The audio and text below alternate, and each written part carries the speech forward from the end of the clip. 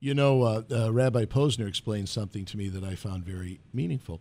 He said you shouldn't light the menorah by yourself. Mm-hmm. You have to have a community. That's very true. And you have to have a group of people there.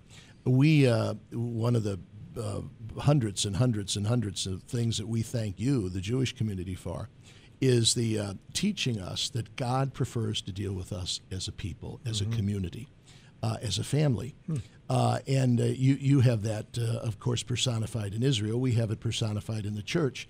And it's a beautiful. When he said that, I thought how true, that the essence of our relationship with God is as a people, as a community, as a family. He also spoke about the power of the candle, as mm-hmm. you just did.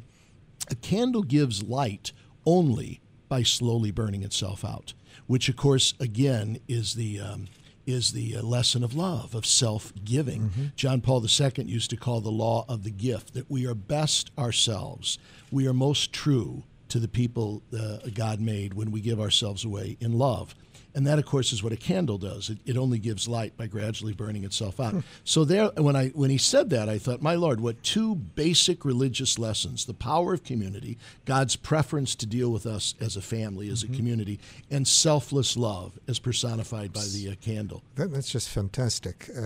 I'm particularly impressed when you mentioned the communal nature of things, mm-hmm. because I have the feeling that today we live in a time where there's so much emphasis on the individual, yep. the autonomy of the individual, and somehow part of that is good, that there's a sacred reality sure. to every individual. So with that, I wouldn't argue, but there's a neglect of the community and of God's revelation yep. and presence in the larger community. That is so central. In Jewish life, as you rightly put your finger on it, when we light the menorah, the Hanukkah menorah, we always put it in a public place, because the idea is that the public should witness God's miracles. It's not enough for the private. Mm-hmm.